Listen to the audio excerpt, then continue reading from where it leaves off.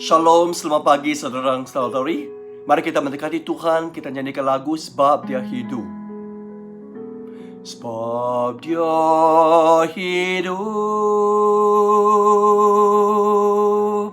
ada hari esok. Sebab Dia hidup, ku tak gentar,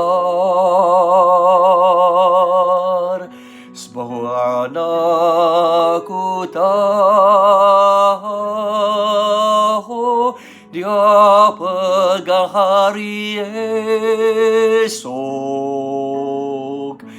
Hidup jadi berarti sebab Dia hidup.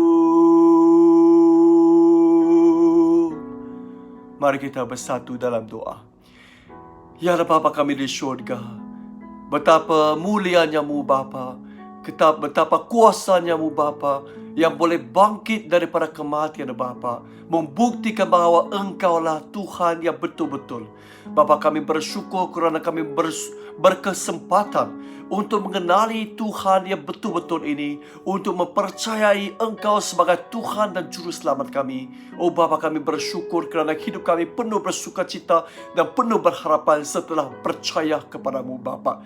Pada pagi ini biarkanlah kami sekali lagi merenungkan daripada firman-Mu yang penuh berkuasa ini Bapa. Dan bila kami membuka buku Alkitab-Mu Bapa, biarkan Engkau membuka pintu hati kami, supaya kami juga boleh menerima ajaran-Mu, nasihat-Mu daripada firman-Mu pada pagi ini ya Bapa. Dekatilah kami Bapa, jamahilah kami Bapa. Dalam nama Yesus Kristus yang Maha Berkuasa kami berdoa. Amin. Ya saudara dan saudari, marilah kita membaca daripada Mazmur bab 34 ayat 16 hingga 23. Mazmur 34 ayat 16 hingga 23 yang berbunyi sedemikian. Tuhan memperhatikan orang saleh dan mendengar tangisan mereka, tetapi Dia menentang orang yang berbuat jahat. Apabila mereka mati, mereka cepat dilupakan. Apabila orang saleh berseru, Tuhan mendengar dan menyelamatkan mereka daripada segala kesusahan. Tuhan dekat kepada orang yang tawar hati. Dia menyelamatkan mereka yang putus asa. Orang baik mengalami banyak kesusahan, tetapi Tuhan menyelamatkan mereka daripada semuanya. Tuhan memelihara mereka dengan sempurna. Tulang mereka tidak satu pun patah. Orang jahat akan mati kerana kejahatan mereka. Mereka yang membenci orang saleh akan dihukum. Tuhan akan menyelamatkan umatnya. Mereka yang berlindung kepadanya akan diselamatkan. Saudara dan saudari, ayat di Mazmur pada hari ini mengingatkan kita bahawa betapa baiknya untuk percaya sepenuh dan berlindung kepada Tuhan kita. Kerana Tuhan ini juga memberikan segala sesuatu yang terbaik, the best, yang segala yang terbaik kepada kita. Antaranya termasuklah ayat 16 mengatakan bahawa Tuhan memerhatikan kita. Saudara dan saudari, apa maksud Tuhan memerhatikan?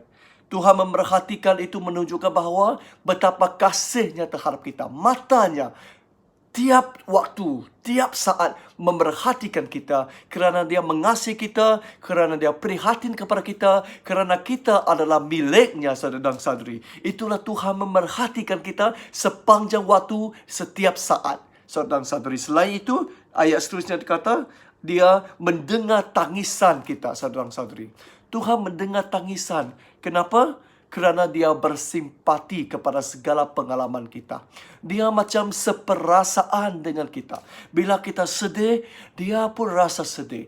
Bila kita marah, Dia pun rasa geram. Bila kita dilukai, Dia juga rasa tidak seronok, saudara dan saudari. Dia seperasaan dengan kita. Dia boleh memahami perasaan kita, saudara dan saudari. Bila kita dikhianati, Dia juga merasai kesakitan hati kita, duka cita kita, saudara dan saudari. Allah mendengar tangisan kita pada setiap kali, saudara dan saudari. Dan juga ayat 18, apabila orang saleh berseru, Tuhan mendengar, saudara dan saudari.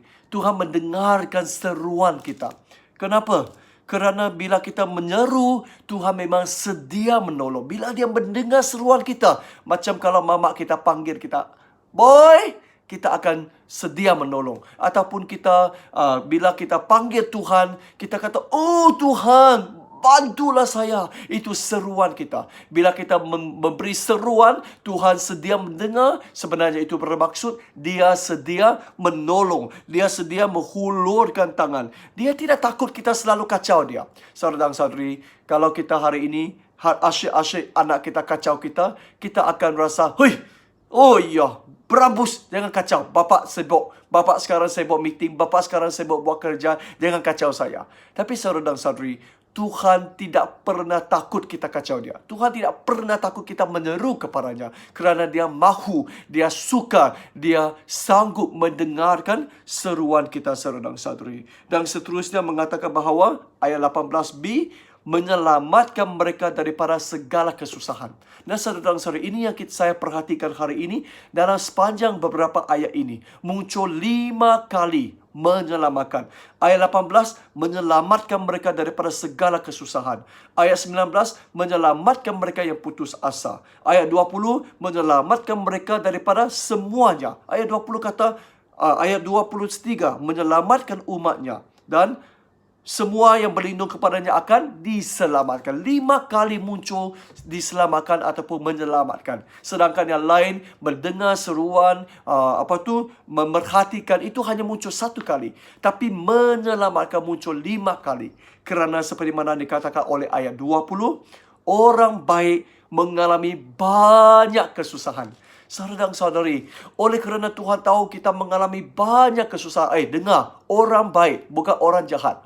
Orang jahat boleh tidur, boleh merampas duit, boleh berfoya-foya. Tapi orang baik pula banyak kesusahan. Tidak adil kan? Tapi sebenarnya bila kita menjadi orang baik, bila kita banyak mengalami kesusahan, ingat, Tuhan juga banyak kali menyelamatkan kita.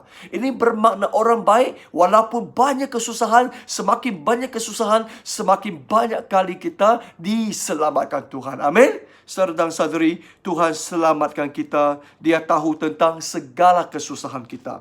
Dan seterusnya saudara dan saudari, ayat 19, Tuhan dekat kepada orang yang tahu hati. Tuhan mendekati kita sewaktu kita tahu hati dan sewaktu kita putus asa, saudara dan saudari. Ini kerana dia mahu menghiburkan kita. Bila dia nampak kita down, dia nampak kita emo, dia nampak kita tahu hati, dia nampak kita putus asa, hilang harapan, dia seumpama ibu bapa kita. Bila nampak anak kita dalam tawa hati, kita memang mau mengangkat dia. Kita memang mau memulihkan semangat dia. Kita memang mau bagi semangat kepada dia. Betul kah? Nah, inilah hati Tuhan. Bila dia nampak kita tawa hati, dia nampak kita putus asa, dia mahu mendekati kita. Dan dia mau menemani kita. Dia mau memberi semangat, memberi dorongan, memberi sokongan, memberi galakan, memberi harapan kepada kita. Supaya kita gembira semula. Supaya kita ada kembali, saudara dan saudari. Inilah Tuhan mendekati kita. Dan seterusnya, saudara dan saudari, ayat 21. Tuhan memelihara mereka dengan sempurna. Saudara dan saudari, Tuhan memelihara kita secara keseluruhannya. Bukan saudara mata, bukan saudara hidung, bukan saudara mulut, bukan saudara tangan dan kaki yang boleh kelihatan dengan mata kasar. Bahkan tulang yang tidak kelihatan, saudara dan saudari, turut dipelihara. Satu pun tidak patah, saudara dan saudari. Sebenarnya ini telah pun terjadi di atas Tuhan Yesus sewaktu dia disalibkan di atas kayu salib, saudara dan saudari. Bila dia dimatikan di atas kayu salib, bila orang mau memukulkan tulang untuk memastikan bahawa dia betul-betul sudah mati, orang tidak memukul dia. Kerana orang sudah tahu dia betul sudah mati, tak perlu pukul, tak perlu patahkan tulang. Itulah tulang Yesus satu pun tidak dipatahkan. Saudara dan saudari, ini bermaksud Tuhan memelihara kita dari secara keseluruhan. Yang boleh kelihatan, yang tidak kelihatan, semua dia peliharakan. Saudara dan saudari, hari ini ayat daripada Mazmur ini mengingatkan kita bahawa Allah mengasihi, menjaga, melindungi, mengambil kisah terhadap kita segenap hati, segenap jiwanya. Dia seolah-olah menggunakan sepenuh masanya, sepenuh raga dan jiwanya untuk memerhatikan kita, untuk memikirkan apa yang terbaik yang boleh diberikan kepada kita sebagai anaknya. Amin. Adakah saudara dan saudari, adakah kita rasa begitu baik? Adakah kita rasa, wow, begitu bertuah kerana ada Allah yang begitu mengasihi kita, saudara dan saudari? Nah, kalau kita lihat di sini, ya memang baik. Kalau kita orang saleh, kalau kita orang baik, kalau kita menuruti perintahnya, kita akan menjadi kawan Tuhan, saudara dan saudari. Kita menjadi kawan Tuhan yang diberkati Tuhan dengan kau-kau sekali. Ya, orang Sarawak kata kau-kau. Tuhan memberikan segala yang terbaik, segala yang bagus kepada kita. Tapi saudara dan saudari, sebaliknya, kalau kita bukan orang saleh, kalau kita berbuat jahat, di sini dia kata ayat 17. Tetapi dia menentang orang yang berbuat jahat. Saudara dan saudari, apabila mereka mati, mereka cepat dilupakan. Ayat 22 kata, orang jahat akan mati kerana kejahatan mereka. Mereka yang membenci orang saleh akan dihukum. Ini bermaksud orang jahat tidak dilindungi Tuhan. Orang jahat ini bahkan ditentang oleh Tuhan. Saudara dan saudari, apa maksud tentang? Kalau kita lihat dalam bahasa asal, tentang itu bermaksud lawan. Itu adalah sama kata, sama istilah dengan iblis. Bermaksud iblis itu adalah lawan Tuhan. Iblis itu adalah tentang Tuhan ataupun tentangan Tuhan, saudara dan saudari. Wow, Tuhan akan lawan iblis dengan kau-kau supaya mematahkan segala serangan dan juga muslihat iblis, sehinggalah iblis akhirnya boleh dimasukkan ke dalam api yang api yang berkobar-kobar, tidak berhenti-henti selama 1000 tahun, saudara dan saudari. Nah, Tuhan menentang iblis dengan kau-kau. Dan kalau hari ini kita juga menjadi orang jahat, kita adalah anak kepada si iblis. Kalau kita adalah anak kepada si iblis, kita adalah lawan dia. Tuhan turut akan lawan kita dengan kau-kau, menghukum kita, membiarkan kita dianiaya, membiarkan kita dimatikan, tidak ambil kisah terhadap kita. Nah, saudara dan saudari, inilah ingatkan kita bahawa hari ini haruslah kita menjadi yang kawan yang setia kepada Tuhan untuk menerima berkat Tuhan yang kau-kau. Janganlah kita menjadi lawan Tuhan yang ditentang Tuhan dengan kau-kau sekali.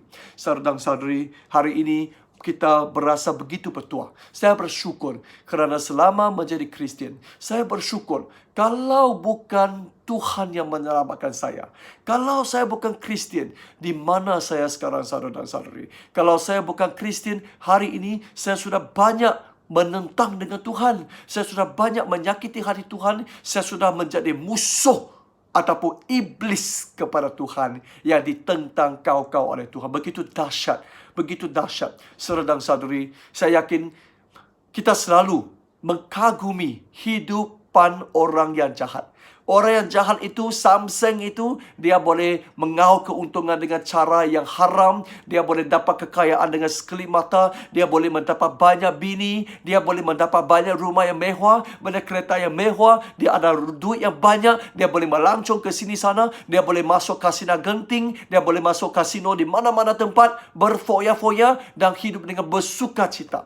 Saudara dan saudari, tapi kamu tahukah, mereka yang berdosa itu sebenarnya mereka akan ditentang oleh Tuhan dengan kau-kau. Tapi kita yang menghadapi, yang baik hati, yang ikut Tuhan, kita selama-lamanya kita selalu menghadapi kesusahan. Banyak kesusahan. Tidak adil. Tapi sebenarnya kita mengalami banyak kesusahan untuk membolehkan kita banyak mengalami penyelamatan Tuhan. Amin. Semakin banyak susah yang kita hadapi, semakin banyak kita mengalami Tuhan. Aminkah? Saudara dan saudari, dan sewaktu ini di COVID-19 ini, waktu kita di rumah, jangan kita mengadu. Kita patut bersyukur, berterima kasih ya, kerana Tuhan membiarkan kita berpeluang mendekatinya, mengalami dia dan juga menampak kerja Tuhan di atas kita. Amin. Mari kita bersatu dalam doa. Ya Allah Bapa kami di syurga, kami bersyukur Engkau mengasihi, Engkau memberkati orang yang berlindung kepadamu dengan kau-kau sekali, ya Bapa. Bantulah kami seumur hidup untuk taat setia kepadamu dan untuk berlindung kepadamu. Jangan menjadi lawanmu, jangan menjadi iblismu yang ditentang kau-kau olehmu, Bapa. Dalam nama Yesus Kristus yang Maha Berkuasa kami berdoa. Amin.